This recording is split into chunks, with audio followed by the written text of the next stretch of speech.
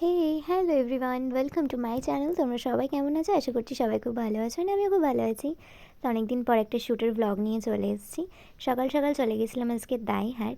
সুয়েটিদি স্টুডিওতে ছিল আজকে আমার একটা শ্যুট, স্পেশাল শ্যুট, যেটার আউটপুট দেখার জন্য আমিও খুব এক্সাইটেড। অ্যান্ড তোমরাও লুকটা দেখে অবশ্যই জানাবে যে কেমন লাগছিল। প্রিয়াঙ্কা দি অনেক দিন ধরেই বলছিল আমাকে এই শ্যুটের জন্য, বাট আমার টাইম হয়ে উঠছিল না। সো আমার খুবই পছন্দের লুক এটা, তোমরাও দেখে অবশ্যই জানাবে। তো যেমনটা দেখতেই পাচ্ছ, যাওয়ার সঙ্গে সঙ্গেই খুব লেট হয়ে গেছিলো আমাদের সবারই, তার জন্য আমাকে দিদি গিয়েই বসিয়ে দিয়েছিল। শাড়ি ট্র্যাপিং করে ফার্স্টে আমার আইব্রো করে নিয়েছিল, দেন মেকআপ কমপ্লিট করে তোমরা দেখতেই পাচ্ছ বেসটা কতটা ফ্ললেস করেছিল। দারুণ দারুণ মেকআপ, মানে দিদির হাতের কাজ খুবই ভালো। তারপর আমরা লাঞ্চ করে নিয়েছিলাম। লাঞ্চ শুধু এটা ছিল না, আর অনেক কিছু ছিল। যাই হোক, তো তোমরা কলকাটা জাস্ট দেখো, যেটা মোস্ট ফেভারিট আমার।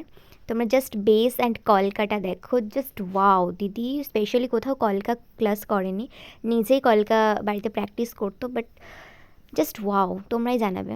তো যাই হোক, এটা দেখে তোমরা কেউ ভয় পেয়ে যাও না, কারণ এখানে হেয়ার করা হচ্ছিলো, তো আমি একটু ঢং করে নিচ্ছিলাম। তো এটা ছিল আমার ফাইনাল লুক। তোমরা অবশ্যই জানাবে ওভারঅল লুক তোমাদের কেমন লাগলো। ভালো লাগলে অবশ্যই লাইক, কমেন্ট, শেয়ার, চ্যানেলটা সাবস্ক্রাইব করে দিও। তো দেন সব শেষে সিঁদুর নিয়ে একটু খেলা না করলে হয় বলো। তো মেকআপটা রিমুভ করে নিচ্ছিলাম, যেহেতু আমার ট্রেনের তাড়া ছিল, খুব তাড়াতাড়ি বাড়ি যেতে হতো। এখানে আরও একটা দিদির শ্যুট ছিল, বাট সেটা আমি ক্যাপচার করতে পারিনি কিছু কারণের জন্য। তো যাই হোক, এখানে আমি আমার ফেস ক্লিন করে নিচ্ছিলাম। তো আজকের লুকটা তোমাদের কেমন লাগলো জানিও। ভালো লাগলে অবশ্যই তোমাদের সঙ্গে আমি এর আউটপুটগুলোকে শেয়ার করব।